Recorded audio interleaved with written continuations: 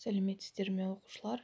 Мен Бекжанова Бақтыгүл Омырзаковна, Маңғыстау облысы Мұнайлы ауданы номер 7 орта мектептің өзін-өзі тану пәнінің мұғалімімін. Біз бүгін 33 және 34 сабақ балалық шақ мейрамы тақырыбында сабағымызды бастаймыз. Сабағымыздың құндылығы сүйіспеншілік.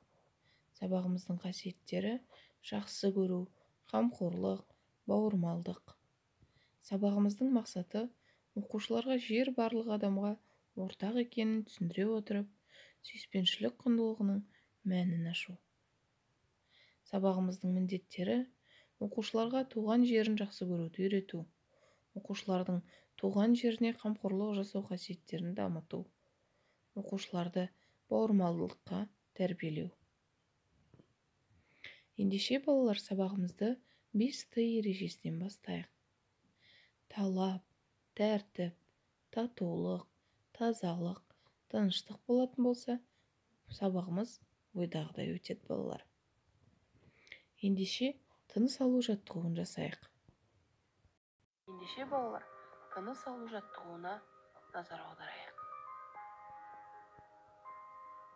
Тыныс алуға зейін қоямыз. Сіздерден аяқ-қолдарыңызды айқастырмай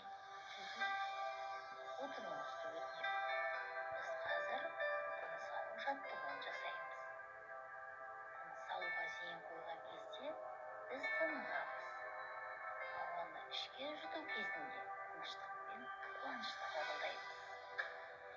Демді сыртқа шығарған кезде өзіміздегі мазасыздықты сыртқа шығарамыз. Кәне дайындалайық балалар.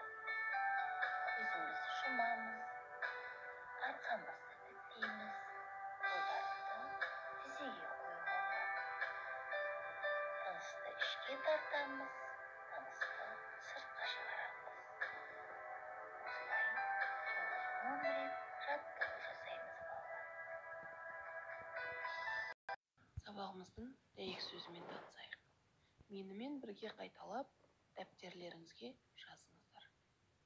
Бейбітшілік ел ұланы. Тағы да бейбітшілік ел ұланы. Балалар, бұл халық нақыл сөз екен. Балалар, бұл нақыл сөзден қандай ой түйдіңдер? Ендеше балалар, мен сіздерге мұғалім сыйы ретінде достықтың екі түрі деген видеоролик дайындап келдім. Қараңыздар. Дос болады. Бірі жақсы, бірі жаман. Екеуінің айырмашылығы қандай? Жақсы дос әтір сатушы секілді.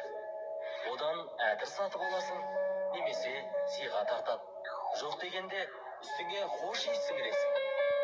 Ал жолдасың жаман болса, көлік басушының ұстаханасында киімің шоққа күйіп, сасық иісін жұқтырғандай.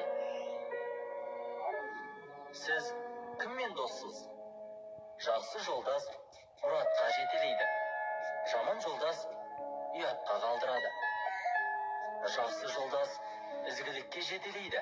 Жаман жолдас кесел мінезге үйретеді.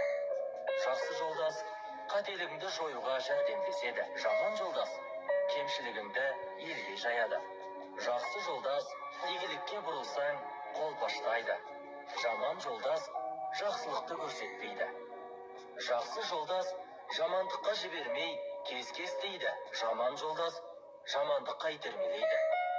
Жақсы жолдастың қасында сөзің түзеледі. Жаман жолдастың қасында былапыт тілді боласың. Жақсы жолдас насихат айтады, тәрбиелейді. Жаман жолдас өтірікке үйретеді. Сіз кіммен доссыз? Балалар, достардың қандай түрі болатынын көрдік, иә? Енді қалай ойлайсыздар?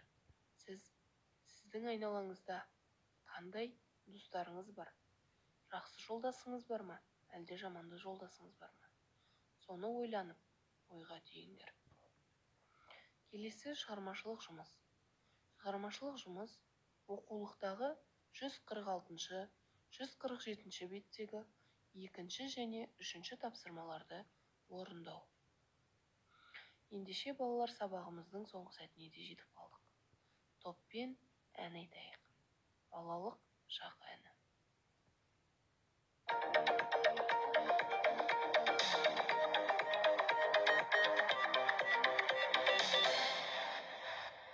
Ол кездері тұнық еді таңым, таусуындай мөлдір еді жаным. Ақ таяқпен шапқылаушы ек шіркін, қара жолдың бұрқыратып шаңы. Сол кешегі бала күнім қайда, ойнақтаған ұқса қолым тайы. Шынымен-ақ шырын шақтар солды, солды, солды. Енді ешқашан қайтып оралмаймын.